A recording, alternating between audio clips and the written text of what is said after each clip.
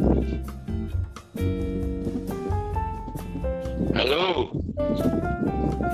Assalamualaikum Waalaikumsalam warahmatullahi wabarakatuh. Matur Prof. Akhirnya kita menunggu Dr. Asun untuk membuka acara selaku perwakilan dari Ketua Departemen. Aduh, saya kalau memakai kode yang macam-macam itu saya tidak bisa masuk kesulitan. Ini saya pakai HP, saya tidak bisa masuk ke komputer, sehingga suaranya kecil. Dan kalau butuh slide saya bisa apa ini. Saya pakai nomor itu, terus postcode nyatanya itu tidak bisa masuk saya. Kalau laptop bisa membuka email, atau saya lari kalau laptop bisa buka email bisa, Prof. Jadi kalau dari laptop bisa buka email atau bisa buka WhatsApp di laptop, sudah ada linknya, tinggal klik, Prof. Saya buka email, sudah saya beri email, nggak bisa dibuka. Atau saya sekarang ke ID aja, saya nutut orang. Mboten enggak apa-apa, Prof. Dari HP mawon sakit, enggak apa-apa, jelas suaranya, Prof. Suaranya kecil. Suara saya terdengar. Suara Prof kedengaran jelas kok, Prof. Suaranya dengar jelas, enggak apa-apa, Prof. Ya, cuma saya suaranya dari panitia kecil banget.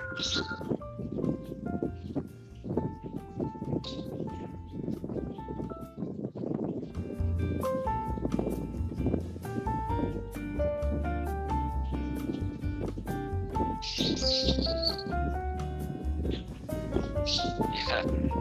Assalamualaikum, Pak Gogot.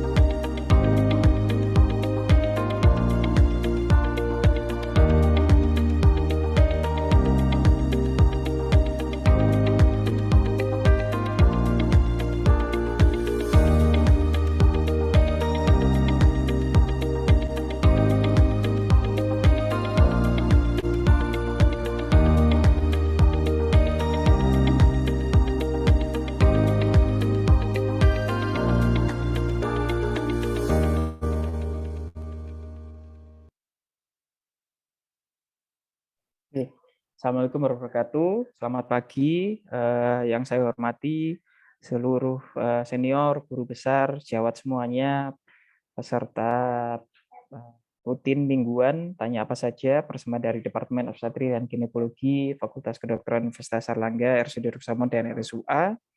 Jadi hari ini kita kebagian untuk membahas masalah di bidang fertilitas endokrin dan reproduksi, yaitu lebih tepatnya developmental sex disorder, jadi DSD, yaitu lebih differences of sex development. Jadi kelainan-kelainan pembentukan atau perkembangan organ seksual yang terjadi tentunya pada anak dan juga pada wanita usia muda. Jadi hari ini telah hadir di tengah-tengah kita para pakarnya. Selamat pagi saya ucapkan kepada guru kami, moderator, selaku moderator juga, yaitu Profesor Dr. Samsul Hadi, selaku moderator. Selamat pagi, Prof. Dan juga kedua moderator dan kedua narasumber kita hari ini yang akan menjawab pertanyaan-pertanyaan yang bisa diutarakan kepada mereka, beliau berdua, yaitu yang pertama Dr. Sri Ratna Dwiningsih dan yang kedua yaitu Dr. M. Widya Nugraha, spesialis Obgyn. Sebelumnya seperti biasa kami persilakan kepada Ketua bagian Departemen Obstetrik Ginekologi FK UNER yang kali ini diwakili oleh Wakil Ketua Departemen Obstetrik Ginekologi FK UNER kepada Dr. Ason Saadi. Kami persilakan. Monggo, Dok. Terima kasih Dr. Seto atas waktunya. Baik, terima kasih ke semua. Pertama-tama, marilah kita panjatkan puji syukur kepada Allah Subhanahu wa taala karena berkah dan rahmat serta hidayahnya kita diberikan kesehatan hingga saat ini, diberikan luang waktu dan tenaga untuk kita belajar bersama, sharing ilmu khususnya di bidang obstetrik dan ginekologi, dan mungkin akan lebih spesifiknya nanti di bidang disorder atau diferensiasi tadi Dr. Seto menyebutkan of sex development. Jadi tas yang kali ini merupakan tas yang ke-58, ya ini membicarakan kasus-kasus yang sering kita hadapi di masyarakat tentunya. Bahkan kita di center tersier itu sering menerima kasus-kasus DSD ini. Dan kita menyadari bahwasanya pada kasus ini cukup ribet, ya, cukup melibatkan dengan multidisiplin ilmu tentunya, yang nantinya sejawat-sejawat yang banyak mengirim di daerah ataupun kita yang dapat menerima itu. Pada kesempatan ini kita membuka informasi, kita sharing-sharing, saling bertanyakan, kebetulan dihadirkan pada kesempatan hari ini. Saya terima kasih juga atas ketiga narasumber ya pada saat hari ini, yaitu satu Prof. Samsul Hadi selaku moderator, nanti akan mengawal 1 jam ke depan, kemudian Dr. Sri Ratna, serta Dr. Widya Nugra atau Dr. Wiwit. Mungkin saya tidak berpanjang lebar atas pembukaan ini. Saya ucapkan selamat berdiskusi, ya, bertanya apa saja pada kesempatan hari ini. Mari kita optimalkan kasus-kasus DSD yang dapat kita manfaatkan untuk pelayanan pasien kita di daerah.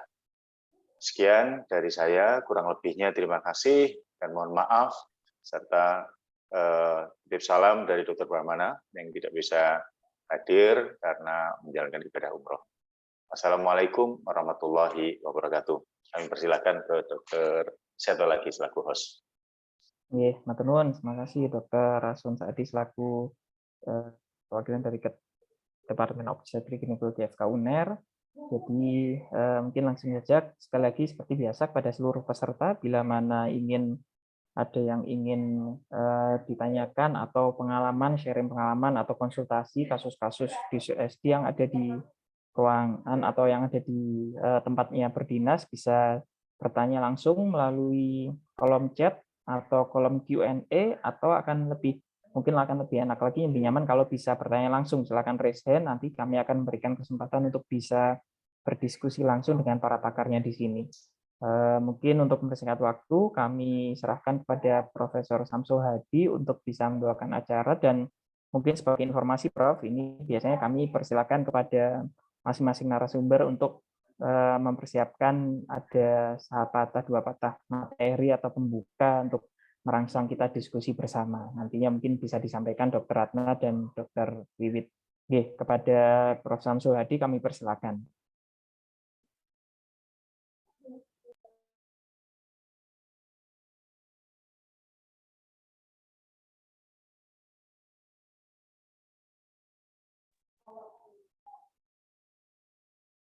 Prof. Samsul, apa bisa terhubung?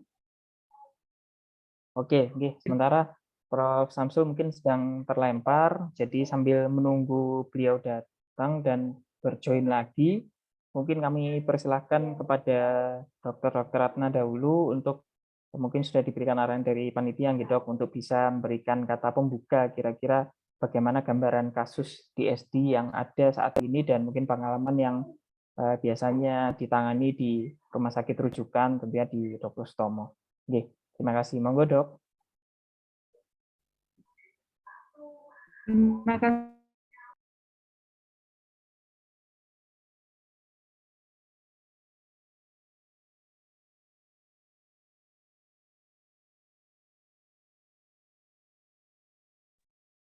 Terima kasih.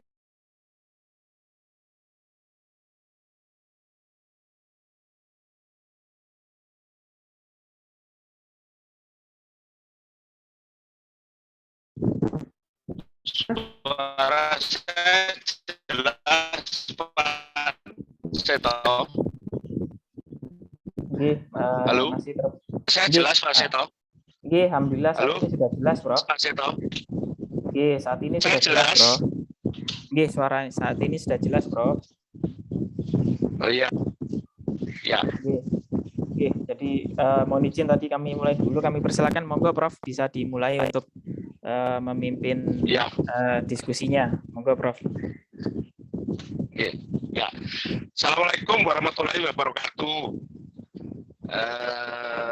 Mari kali ini kita membicarakan mengenai DSD, Disorder of Sex Development, suatu keadaan yang sangat kompleks. Diperlukan alur pikir yang sistematis agar kita tidak terjebak pada hal-hal yang tidak perlu kita lakukan. Monggo Dr. Sri Ratna Jiminingsih untuk Dr. Sri Ratna perlu presentasi. Monggo silakan Dr. Sri Ratna. Monggo. Ya, mohon izin. Mohon maaf, ini signal di departemen kayaknya kurang bagus. Suaranya ya. kecil, Saya Dr. izin Ya, Bro. Mohon maaf, Prof. Suaranya Apakah sudah kecil bisa sekali. terdengar, ya? Terdengar tapi kecil banget. Insya Allah jelas, Dok. Jelas, Dok. Ya, Jelas, Dok. ya? Jelas kok. Mohon maaf, saya izin share screen sedikit saja ya. Monggo silakan Dr. Ratna.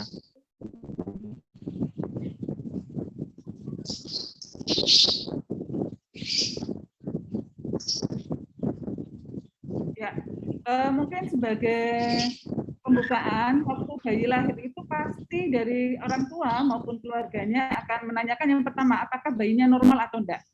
Yang kedua akan ditanyakan bayinya laki-laki atau perempuan. Nah, kalau sudah kena bayinya laki-laki atau perempuan, maka perlu evaluasi genitalia eksterna. Ini merupakan bagian yang paling penting dalam pemeriksaan fisik dari seorang neonatus. Kemudian ada beberapa kelainan kongenital yang menyebabkan kelainan penampakan pada genitalia yang bisa menyebabkan stres baik pada kedua orang tua maupun pada keluarganya. Nah, salah satunya adalah DSD yang akan kita bahas nanti bersama-sama. Saya bukan seorang pakar ya, nanti ada Prof. Samsul mungkin yang akan membetulkan jawaban saya karena memang Prof. Samsul memang guru saya dan pengalamannya lebih banyak. Jadi nanti kita di sini akan membahas secara bersama-sama tentang disorder of sexual development. Secara definisi, ini adalah suatu kelainan bawaan, jadi suatu kelainan kongenital yang ditandai dengan pertumbuhan kromosom, kemudian gonad dan anatomi organ seksual yang tidak selaras. Sehingga ada inkonsistensi antara kromosom dari seseorang itu, kemudian dengan penampakan gonad maupun penampakan organ seksual atau genitalia eksterna maupun genitalia internanya.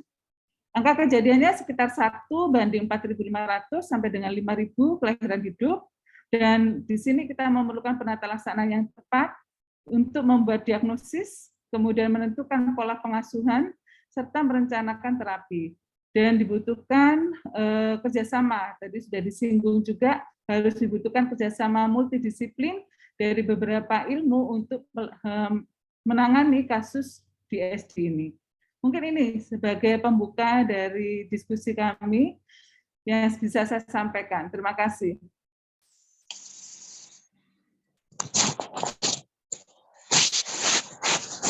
Masih termute, Prof.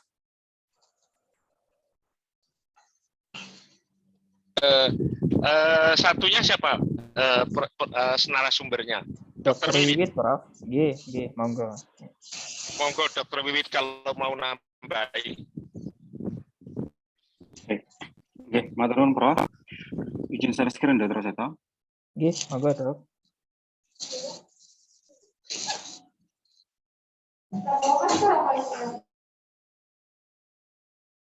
Baik, mungkin izin ini menambahi tadi yang disampaikan Dr. Ratna, tadi sudah disampaikan definisinya, prevalensinya, dan kemudian pemeriksaannya. Mungkin ada 3 slide di sini. Jadi DSD ini suatu keadaan perkembangan organ genitalia laki-laki atau perempuan yang berbeda dari normalnya, atau sering kita bilang dengan atipik. Nah, kondisi ini dapat terjadi karena kelainan baik dalam perkembangan kromosom seks, perkembangan gonad, atau perkembangan anatomi organ kelamin atau genitalia. Tadi sudah disebut oleh Dr. Ason dan juga Prof. Samsul bahwa DSD ini tidak mudah, cukup rumit, perlu juga multidisipliner ilmu juga. Hal ini karena spektrum diagnosis yang luas dan saat ini mungkin belum ada protokol evaluasi yang spesifik, sehingga semua ini mempersulit kepastian diagnosis. Berikut ini dari beberapa referensi yang saya baca, ada beberapa evaluasi yang bisa kita lakukan, baik itu anamnesis, pemeriksaan fisik, laboratorium maupun radiografi. Dari anamnesis kita bisa melihat riwayat keluarga, apakah ada keluarga dengan riwayat CAH, mungkin ada juga riwayat kematian neonatus yang dini, kerabat dengan DSD, atau mungkin kerabat lain dengan keluhan amenorrhea primer atau mungkin infertilitas. Di sini riwayat ibu juga perlu kita ketahui juga, apakah selama hamil apakah ada konsumsi obat-obatan oleh ibu sebelum kehamilan, seperti anti-androgen atau androgen atau progestasional, apakah juga ada riwayat virilisasi atau CAH. Nah, kemudian untuk pemeriksaan fisik bisa kita lakukan pemeriksaan, bisa kita lihat apakah ada tanda-tanda dismorfik dari organ genitalianya atau mungkin proporsi tubuh yang normal pada sindrom Turner. Kemudian bisa kita cari juga tanda-tanda adanya CAH seperti ada hipertensi, adanya tanda-tanda dehidrasi. Kemudian pada genitalia bisa kita evaluasi juga bagaimana jumlah gonadnya, ukuran, bentuk simetrinya, posisinya, juga ini yang juga saya dapat dari Prof. Samsul, skala Prader. Kemudian untuk laboratorium dan radiografi ini cukup bervariasi, cukup banyak. Tapi kalau untuk DSD, kalau kita masuk dari DSD, biasanya kita bisa masuk langsung dengan pemeriksaan karyotyping. Kemudian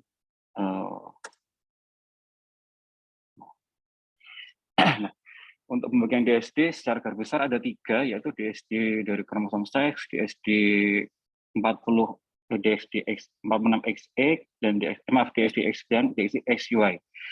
Nah, 46XX dan 46XY. Untuk DSD kromosom seks ini bisa meliputi misgonadal dyskinesis, chimerism, atau mungkin juga sindrom Turner dan sindrom Klinefelter. Tapi kalau untuk 2 yang terakhir ini, biasanya bayi lahir dalam kondisi tidak ada seks ambigua. Kalau DSD 46XX, dulu disebut sebagai wanita over virilization, tapi tidak semuanya ada virilisasinya. Nah, ini bisa disebabkan oleh karena defek pada perkembangan dari gonad ovariumnya atau gangguan yang menyebabkan kadar androgennya tinggi. Ada juga ada kelainan pada ductus Mullerian, atau mungkin kelainan transmisi pada uterus atau vagina. Sedangkan pada DSD yang 40XY ini bisa juga disebabkan oleh defek pada perkembangan testis, kemudian ada juga gangguan sintesis atau aksi dari androgennya, atau juga sindrom terkait dengan defek perkembangan genitalia. Baik, mungkin itu yang bisa sampaikan Dr. Seto. Saya kembalikan ke Prof. Samsul sebagai moderator.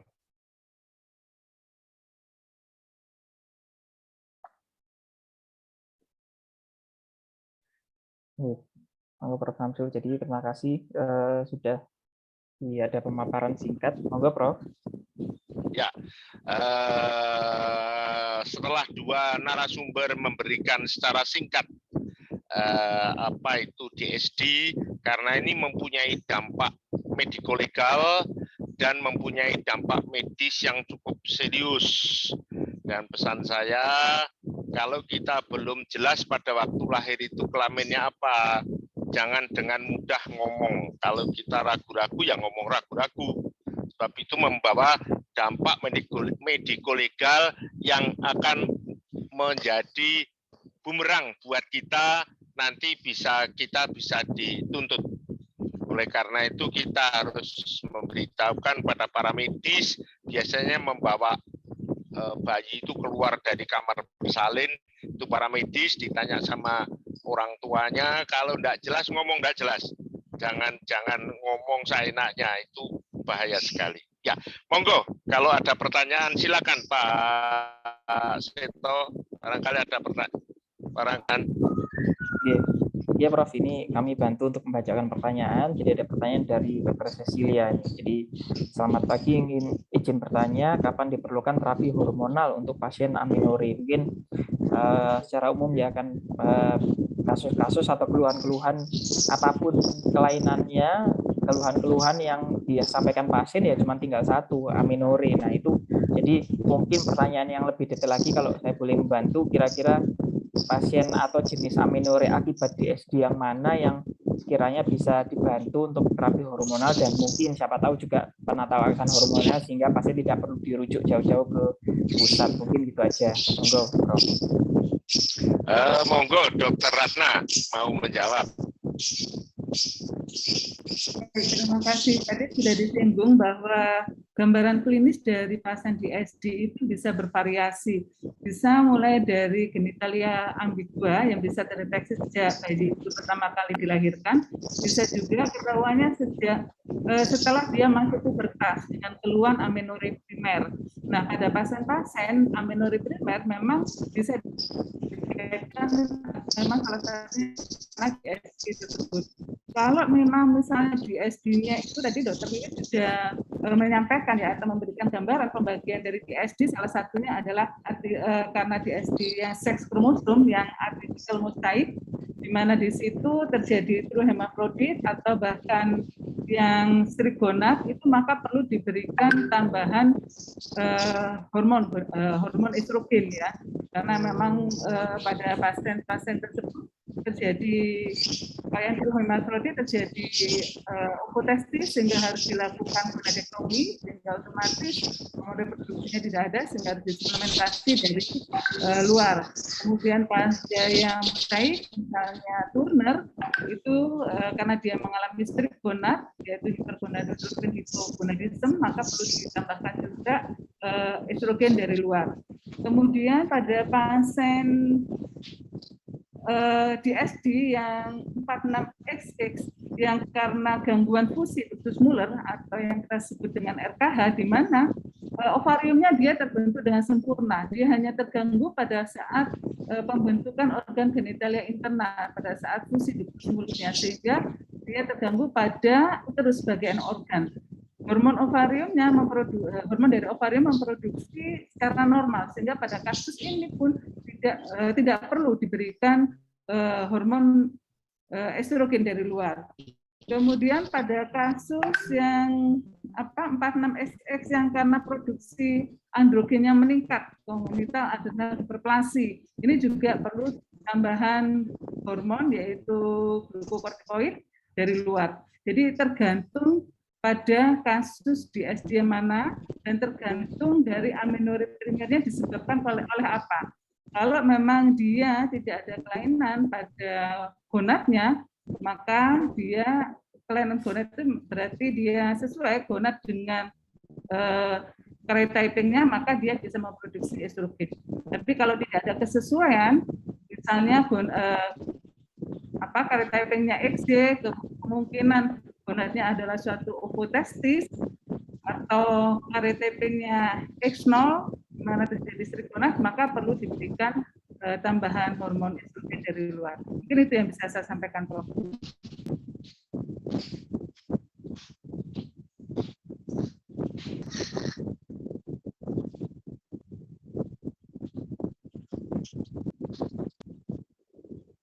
Mari Dokter Mimit bisa nambahin. Oke, baik Bro, matur nuwun. Dokter Mimit, halo. Nggih, Bro. Kedengaran, Bro. Baik, izin menambahkan tadi sudah disampaikan kalau cukup lengkap. Halo?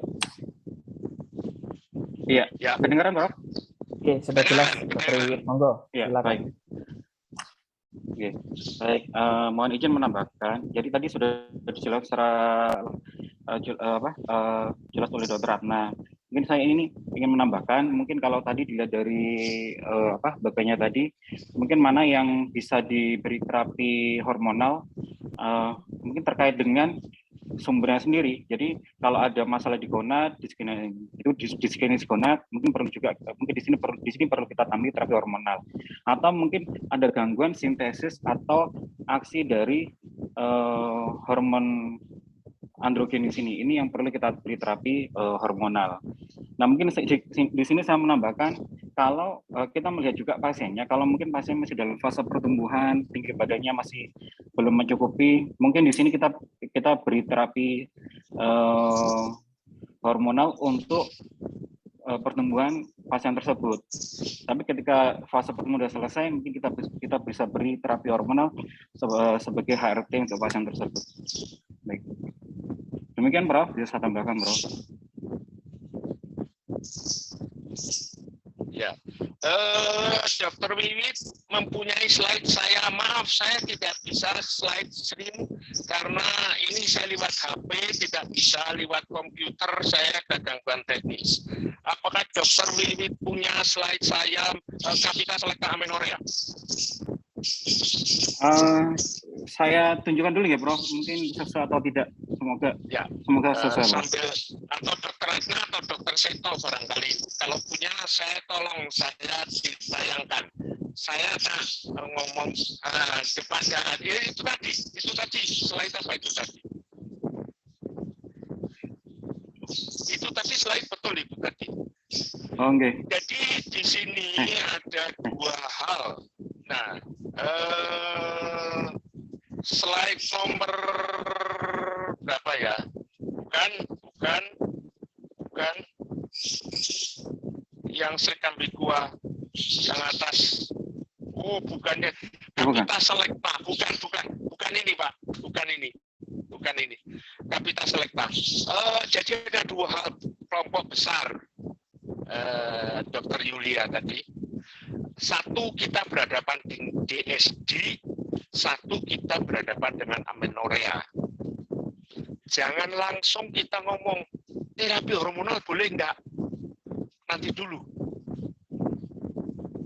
Kalau murni amenorrhea itu ada dua. Amenorrhea, ya ini betul. Slide nomor turun. Slide nomor terus. Ya ini dulu. Ya betul, ini betul. Nah, jadi tolong slideshow. Ini belum slideshow. Ngapunten, Prof. Ngapunten, ini di password, jadi saya nggak bisa buka dari PowerPoint, Prof. Ini saya bukanya dari Keynote. Jadi nggak bisa. Oh ya, nggak apa-apa, cukup. Jadi kalau ada amenorrhea, saya harus berpikir dua kelompok besar ini. DSD dan amenorrhea. Itu dua hal yang sama sekali berbeda. Kalau amenorrhea, seperti kita ketahui di sisi yang di kotak kiri, ya di kotak kiri, ini adalah definisinya ialah primer apa sekunder. Kalau primer itu kalau gadis umur 14 tahun belum ada buah dada, belum tumbuh, T0, T1, T2, dan belum ada mens, itu kita katakan amenorrhea primer. Kalau terjadi amenorrhea primer, itu ada pembagian menurut masak, yaitu yang dinilai buah dada dan uterus. Kalau buah dadanya negatif, uterusnya positif, masak 1. Buah dadanya positif, uterusnya negatif, masak 2. Buah dadanya negatif, uterusnya negatif, masak 3.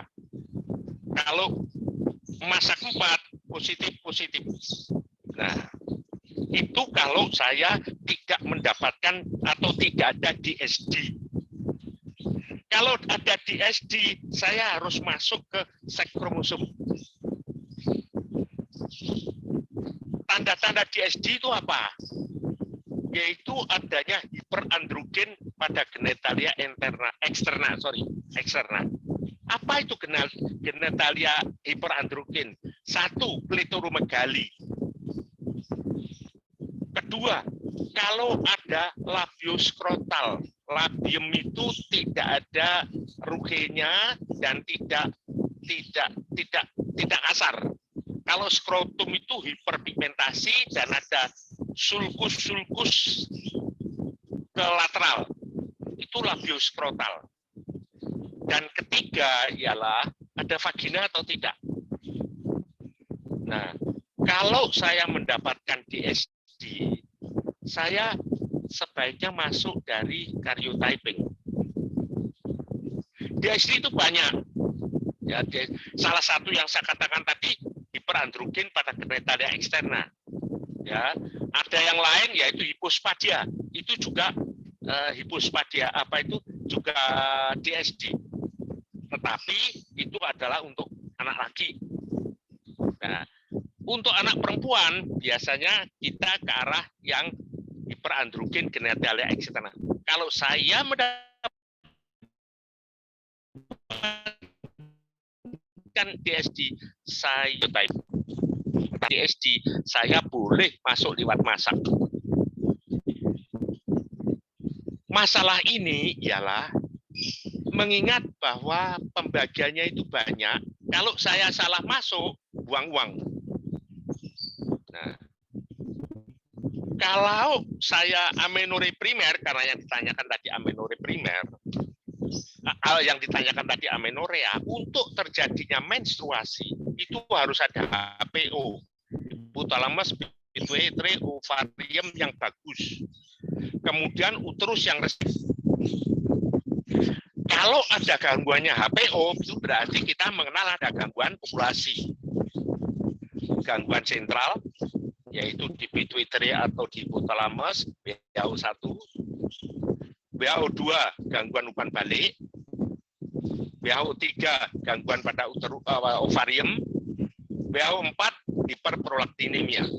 Nah, 4 ini adalah penyebab dari amenorrhea. Kalau terkait dengan HPO. Kalau tidak terkait dengan HPO, maka kalau HPO-nya baik tapi orangnya tidak mens, berarti bisa karena faktor uterus, atau karena kehamilan, atau karena adesi di endometrium, atau karena adanya endometritis TB dan sebagainya. Nah, sekarang saya amenorrhea yang mana? Kalau masak 1, buah dada itu adalah marker adanya estrogen atau tidak. Kalau ada amenorrhea primer dengan buah dada yang tidak tumbuh, berarti orang ini estrogennya rendah. Kalau tidak di sentral, ya di perifer. Makanya saya cek FSH. Kalau FS itu berarti sentral. Kalau dia hipotalamus, ya pituitary. Nah, kalau tinggi, berarti perifer. Kelainannya di ovarium.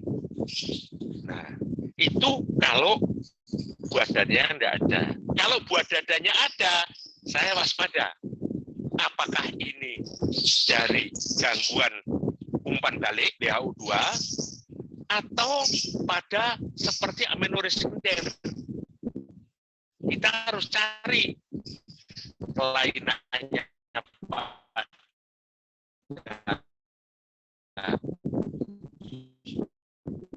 Amenorrhea kompartemen 1 kalau kelainannya di uterus, amenorrhea kompartemen 2 kalau kelainannya di 3 kalau kelainannya di pituitary, amenorrhea kompartemen 4 kalau kelainannya di hipotalamus, 1, 2, 3, 4. Ada 1 amenorrhea yang tidak dimasukkan kompartemen, yaitu yang terkait dengan WHO2. Karena ada gangguan umpan balik. Ini bukan karena kelainan organ, ini karena gangguan umpan balik. Disinilah tempatnya PCOS. Nah, sekarang terapi hormonal, balik lagi saya. Nah, amenorrhea yang mana?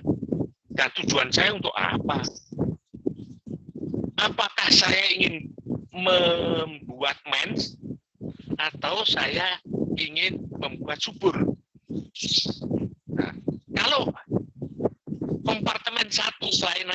terus misalkan, saya harus cari sebabnya apa.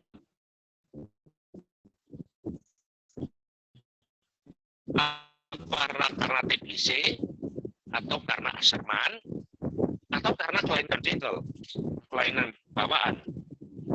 Nah, ini harus kita koreksi dulu. Kalau Asherman, harus saya hilangkan dulu TBC-nya.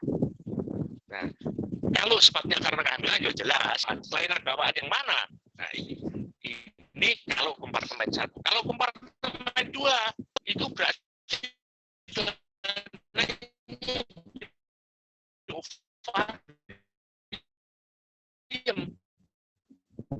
ini menopause. Kalau pada wanita yang di bawah 40 tahun, namanya menopause precox. Kalau di atas 40 tahun, ya berarti menopause. Karena menopause itu biasanya bisa terjadi pada umur 50 tahun, tapi bisa juga 40 tahun. Nah, kalau menopause precox berapa? Kalau umurnya masih masa remaja, karena tersindrom misalkan, misalnya sebab yang lain misalnya untuk selain untuk osteoporosis dan untuk pertumbuhan seks sekunder. Kalau saya mendapatkan menopause precox sudah mendekati umur 40 tahun, maka saya, dan sebabnya bukan karena terus, karena kompartemen 2, ya saya kasih ART. Ya, ART yang mana? Yang siklik. Kasih estrogen dan progestin, biar main siklik dia.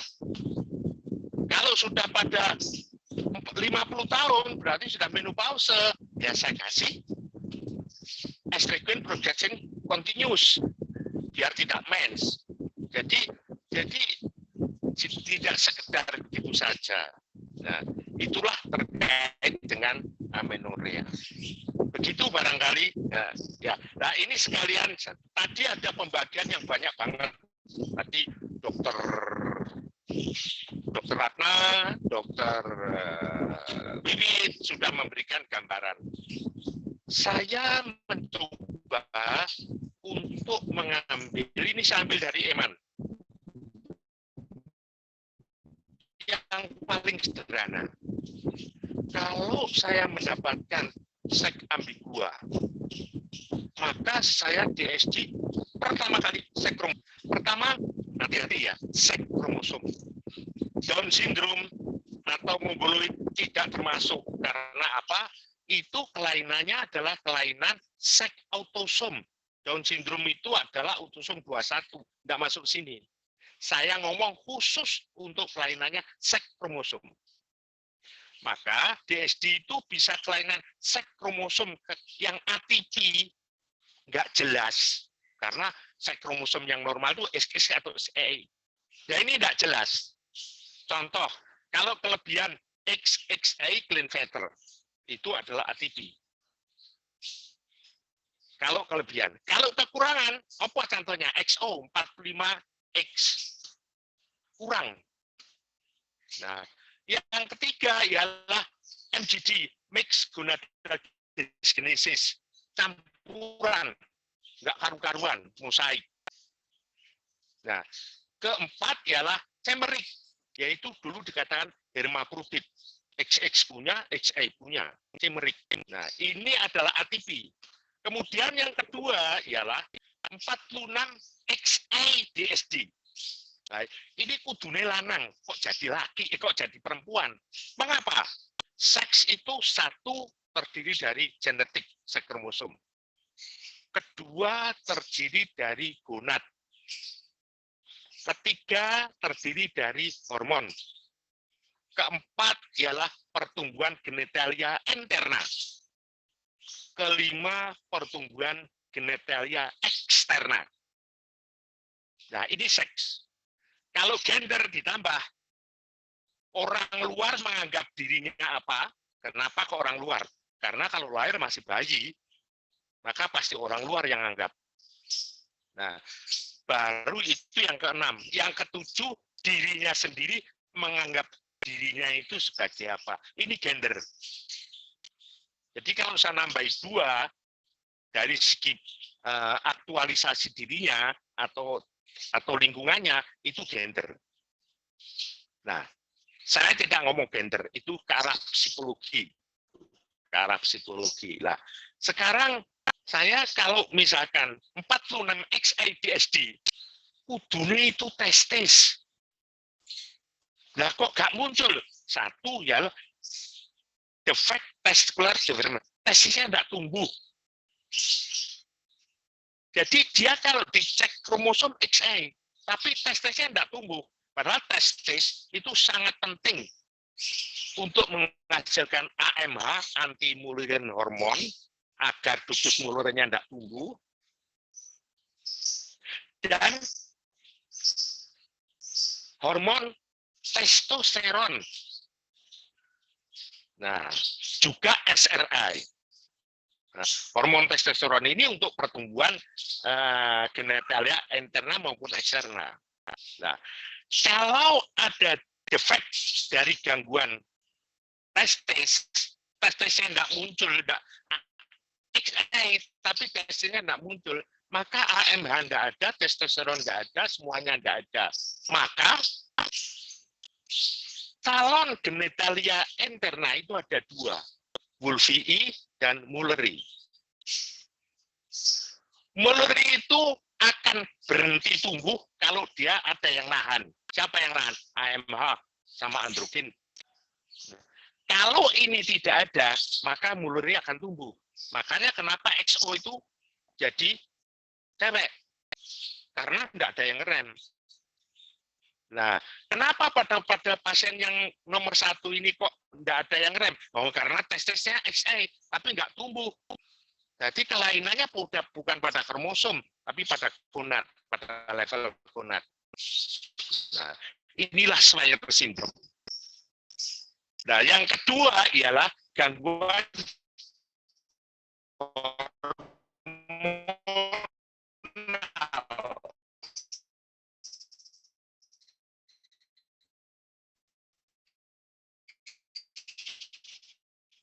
Nah, gangguan hormonal. Kalau mestinya cowok, apa yang dihasilkan? Androgen. Nah, kenapa kok tidak tumbuh? Atau produksinya turun? Tidak ada memproduksi. Atau ada produksi, tapi reseptornya salah. Androgen insensitivity syndrome. Balik lagi ini, yaitu testisnya tidak tumbuh atau genitalia interna eksterna dari laki tidak tumbuh, ya. Tapi genitalia interna wanita juga tidak tumbuh. Nah, maka terus vaginanya buntu, uterusnya tidak ada. Androgen insensitivity syndrome. Dan yang khas di sini ialah androgennya tinggi, tapi rambut ketiak, rambut pubis tidak ada semua. Klitoris tidak membesar. Karena androgen tinggi, reseptornya tidak ada. Nah, itu yang kedua. Yang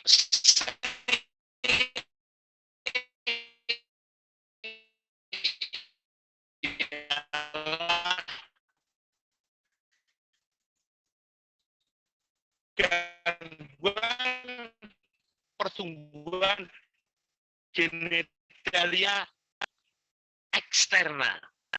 Nah, kalau genitalia interna itu dari awal sudah ada ductus Wolffii yang bakal jadi cowok, dan yang kedua ada Mulleri akan jadi cewek, tinggal tergantung mana yang bakal tumbuh. Kalau genitalia eksterna itu ada tubercle genitalia. Itu baik cowok maupun cewek modelnya sama. Cuma dirangsang androgen apa enggak, gitu aja. Jadi bahannya satu, lain dengan Wolffii sama Mulleri, bahannya dua. Kalau genitalia eksterna, ini bahannya satu. Cuma dirangsang androgen apa enggak, gitu aja. Nah, di sini muncul. Nah, kalau ada androgen, labia majoranya akan menjadi labius scrotal. dan sebagainya, dan sebagainya. Nah, jadi ini adalah untuk yang 46XA. Yang 46XX sebaliknya harusnya cewek.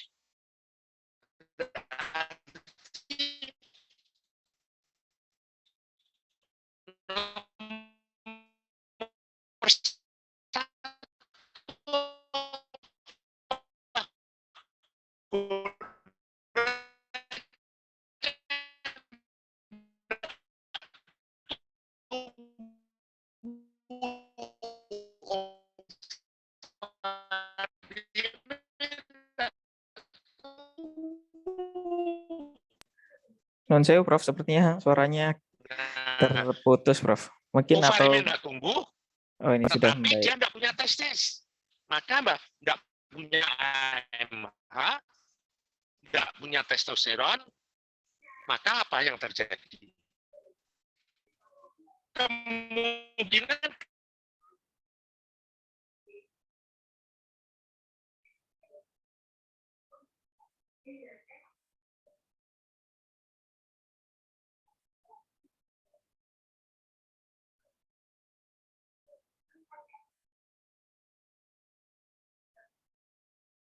Sepertinya terputus, Prof. Samsung. Monggo kami silakan. Ini ada Dr. Rason yang resen. Monggo Dok, kalau mungkin bisa menambahkan atau memberikan asupan, pertanyaan atau yang lain. Baik, terima kasih. Ya, sekarang suara saya terdengar. Oke, suaranya. Halo, suara saya terdengar. Oke, sampun, Halo? Prof. Iya, sudah jelas, Prof. Ya. Nah, tadi gonad sudah tidak tumbuh ovariumnya. Yang kedua hormon. Hormon di sini yang paling sering di kelompok 3B ini ialah CAH. Karena ada defisiensi 21 hidroksilase. Sehingga akan terjadi penumpuan 17 hidroksiprogesteron. Nah, oleh karena itu kalau saya curiga di sini yang saya cek apa 17 hidroksiprogesteron. Karena akan terjadi penumpuan apa? Penumpuan androgen. Tapi kortisolnya rendah. Karena dia tidak bisa nyebrang jadi kortisol. Nah, kortisol yang rendah ini justru umpan balik negatif terhadap ACTH akan hilang. Dampaknya apa? ACTH-nya akan naik. Rangsangan ke adrenal akan sangat tinggi. Nah, oleh karena itu androgennya akan sangat tinggi di sini. Di sini bisa terjadi klitoris Mengapa kok non klasik? Karena yang klasik, nah ini yang penting, sangat penting pada waktu lahir. Kalau saya melihat klitorimegali pada bayi wanita, harus hati-hati. Apakah ini CAH klasik? Karena kalau CAH klasik, yang rendah bukan hanya kortisol, yang tinggi bukan hanya androgen, tapi juga aldosteron. Akan terjadi gangguan elektrolit, mati pasiennya kalau tidak dirawat. Mati pasiennya kalau tidak dirawat. Nah, oleh karena itu, kenapa yang sampai ke amenorrea atas itu adalah CAH yang non-klasik. Nah, padahal ini terapinya gampang. Apa terapinya? Kortisol, dan masih bisa fertil. Nah, kemudian yang C3C ialah kalau ada gangguan genitalia. Contoh yang paling sering ialah Mayer-Rokitansky Kushner-Hauser syndrome.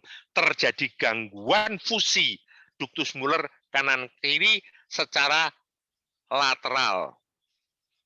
Sehingga ductus Muller tidak membentuk uterus.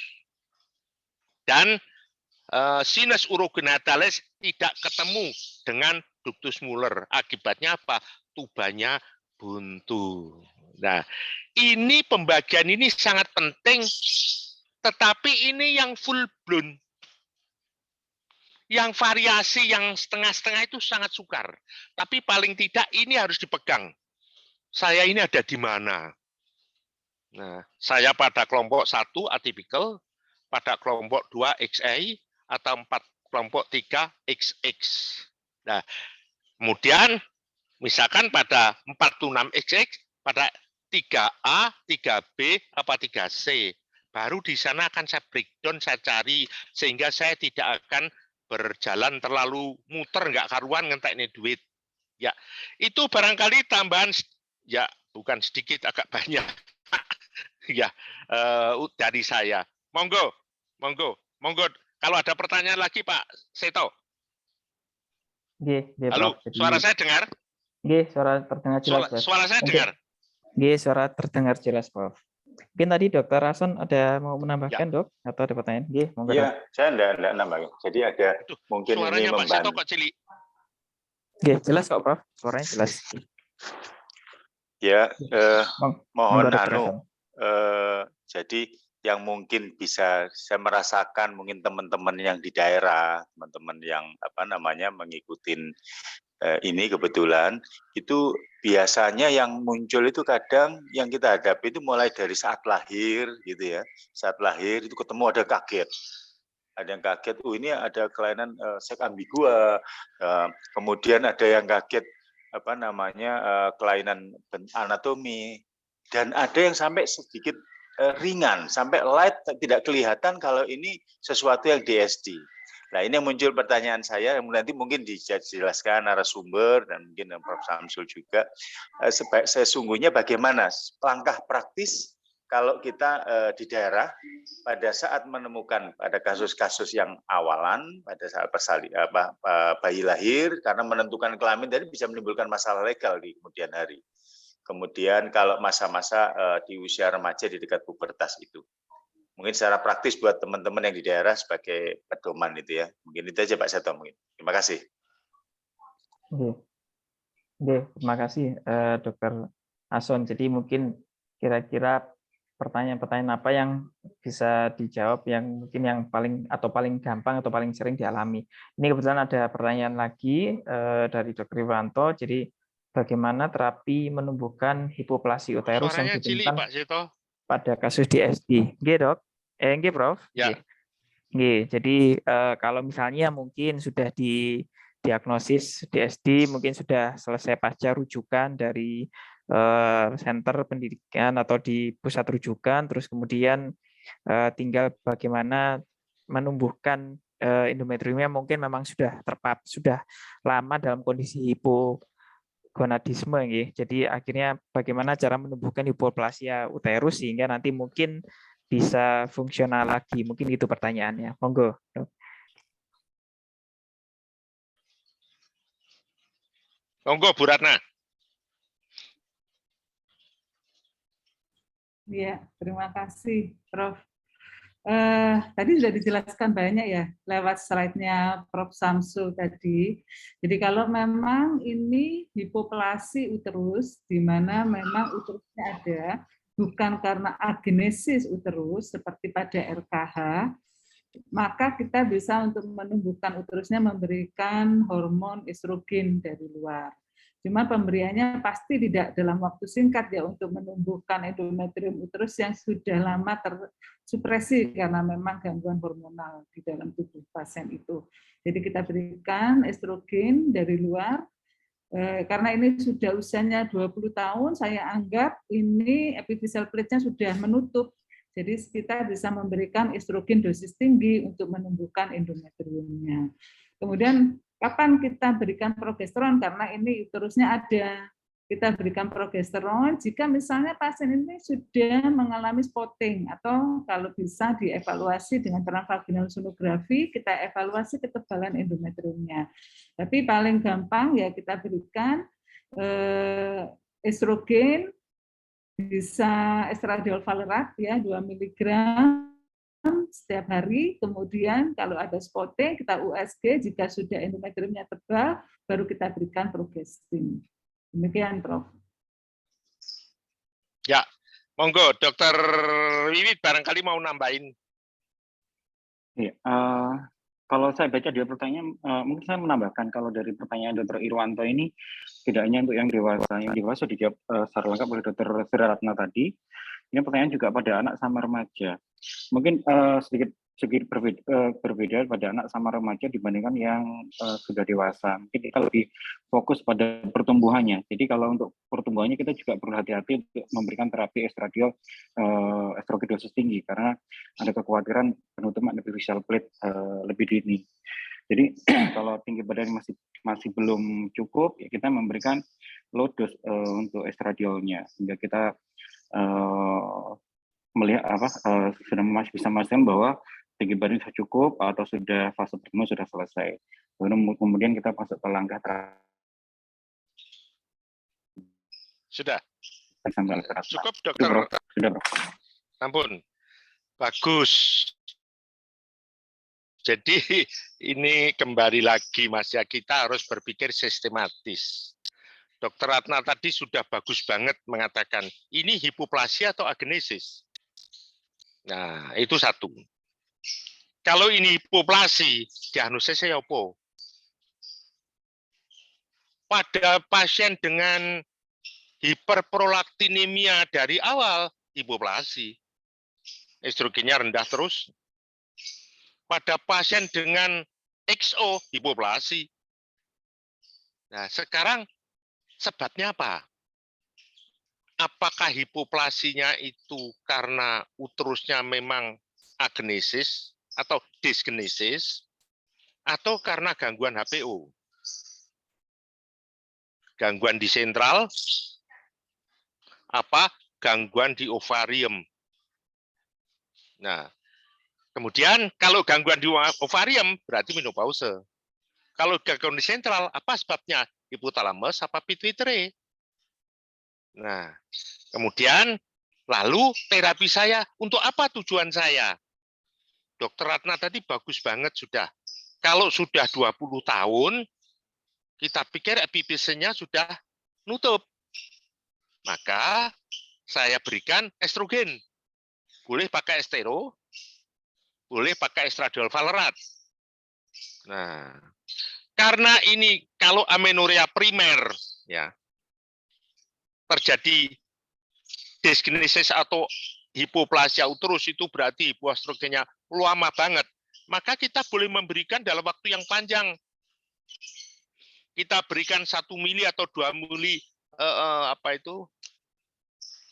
estradiol valerat, atau saya beri CEE 0,625 dalam waktu yang lama agar tumbuh dulu endometriumnya, biar uterusnya tumbuh dulu. Nah, kalau saya monitor dengan USG endometriumnya sudah mulai tebal, baru saya kasih progesterin untuk meluruhkan endometrium yang mulai tebal. Habis itu saya mulai lagi dengan terapi estrogen.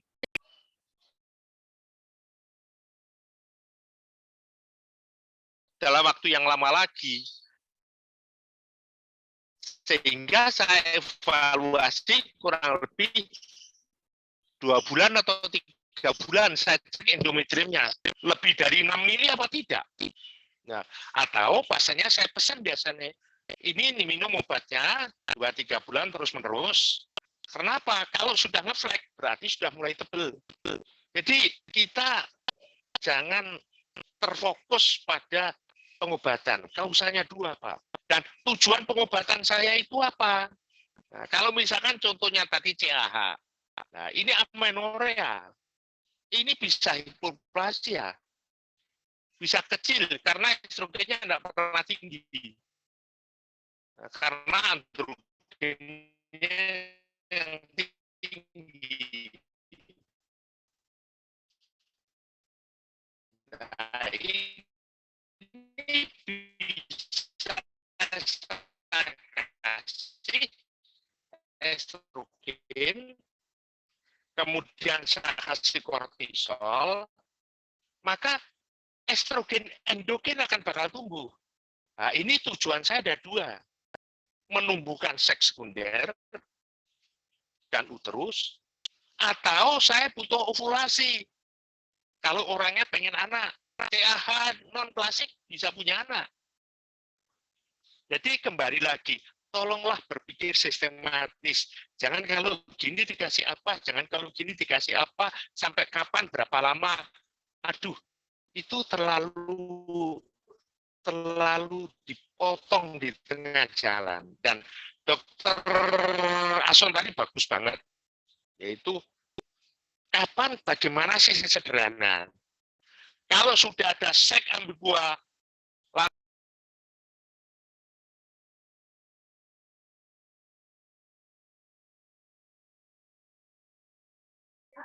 Oke, mungkin Prof. Samsul sedang terlempar, dan ini waktunya sudah pukul 11. Mungkin Dr. Ratna dan Dr. Wiwit bisa bergantian untuk memberikan closing statement. Monggo, Dok, untuk bisa untuk diskusi kita hari ini. Monggo, silakan Dr. Ratna. Baik, terima kasih Dr. Seto. Jadi mungkin dari kita bahwa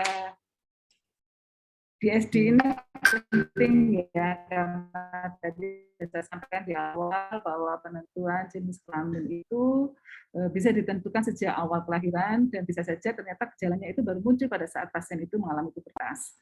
Dan perkembangan seksual ini akan menentukan identitas dari gender, tentang konsep tentang dirinya sendiri sebagai laki-laki atau perempuan. Yang kedua, dia berperan juga untuk gender role-nya, perilaku sehari-harinya. Kemudian yang penting juga bahwa perkembangan gender ini akan berpengaruh pada orientasi seksual, sehingga perlu kita untuk melakukan deteksi dini adanya DSD yang dimulai sejak awal bayi lahir. Jika kita mendapatkan ambigua genitalia, maka kita bisa melakukan, paling gampang, melakukan karyotyping terlebih dahulu dengan bekerja sama dengan dokter pediatri. Kemudian selanjutnya, kalau memang ada ketidaksesuaian antara karyotyping, gonad, dan interna maupun eksternalnya, maka ini termasuk dalam suatu DSD, sehingga perlu dilakukan tata laksana secara multidisiplin. Demikian, Dr. Seto.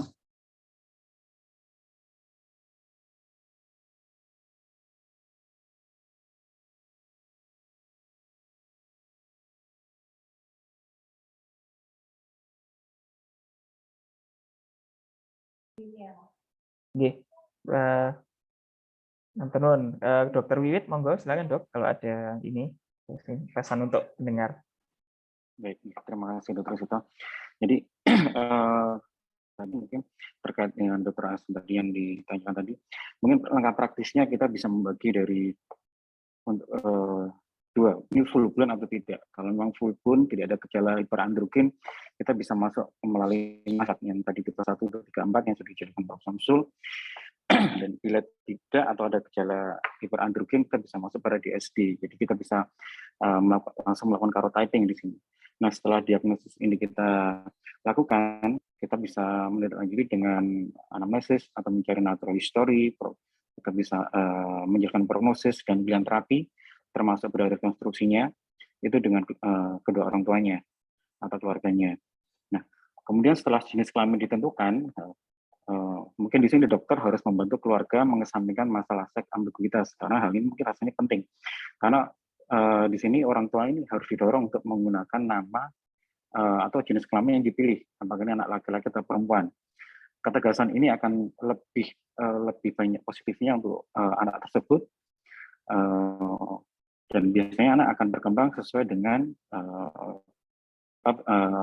pilihan yang sudah ditentukan itu. Nah, dan memang terapi untuk semua DSD cukup rumit, kita harus melakukan secara multidisiplin, kita harus melibatkan banyak disiplin ilmu, baik itu pediatri, mungkin juga dari urologi, uroginekologi, psikiatri, mungkin bedah plastik dan sebagainya. Baik, demikian Dr. Seto dari saya. Terima kasih.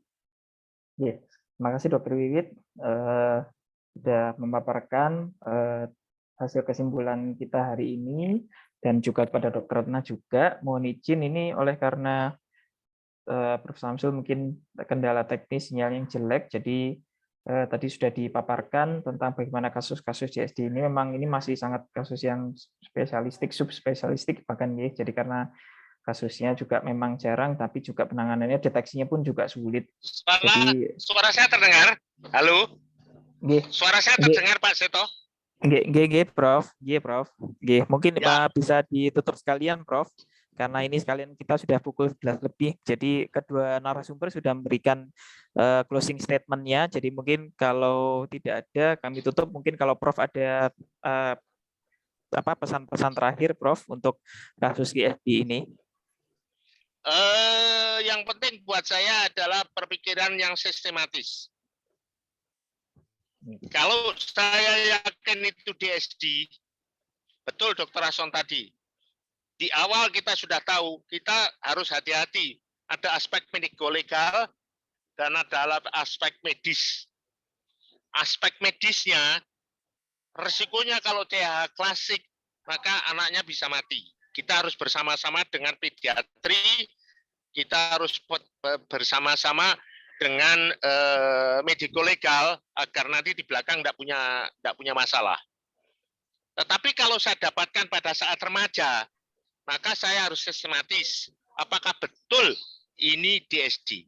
Kalau DSD adalah karyotyping, itu adalah lini pertama. Lini pertama. Nah ini, maka terus saya, ini ATP, XX, XA, DSD, atau XX, DSD. Kalau XA, DSD, A, B, C. Kelainan gonad, kelainan hormon, kelainan pertumbuhan genitalia eksterna. Demikian juga 46XX. Pertama, gangguan ovarium. Yang kedua adalah gangguan hormon dan reseptor. Yang paling sering adalah CAH, defisiensi 21 hidroksilase. Dan yang ketiga ialah adanya gangguan pertumbuhan genitalia. Nah, kalau saya berhadapan dengan amenorrhea primer, lain lagi ngomong saya. Kalau saya tidak yakin itu adanya suatu DSD, saya akan masuk lewat masak 1, 2, 3, 4. Itu Pak Seto mungkin pesan saya yang terakhir. Barangkali Dokter Ratna sama Dokter Wiwit mau nambahin, monggo. Ya, sampun Prof. Tadi sudah kedua narasumber sudah memberikan closing statement-nya, jadi sudah ditutup juga oleh Prof. Samsul. Nggih, matur nuwun sangat. Jadi oleh karena sekarang jamnya sudah tepat pukul 11. Nggih. Internet saya banyak terganggu, maaf. Nggih, Prof. Matur nuwun. Jadi terima kasih sekali lagi kepada seluruh narasumber, Prof. Samsul Hadi, Dr. Ratna, dan juga Dr. Wiwit sudah mengisi tanya apa saja seri fertilitas hari ini. Saya tambahkan Pak Seto. Nggih, Prof. Kalau ada yang mau kirim konsul WA dan sebagainya, monggo. Via WA. Boleh. Nggih, Prof. Via panitia boleh, lewat saya langsung boleh. Monggo. Nggih, Prof. Matur nuwun sangat. Jadi terbuka kepada seluruh peserta untuk bisa berkonsultasi dengan tim fertilitas endokrin reproduksi di FK UNER, RSUD Dr. Sutomo, dan RSUA. Terima kasih. Kami akhiri. Terima kasih. Semoga kita senantiasa sehat dan kita ketemu di Tanya Apa Saja minggu depan. Wassalamualaikum warahmatullahi wabarakatuh. Matur nuwun, Prof. Dr. Ratna, Dr. Wiwit. Terima kasih. Sami-sami.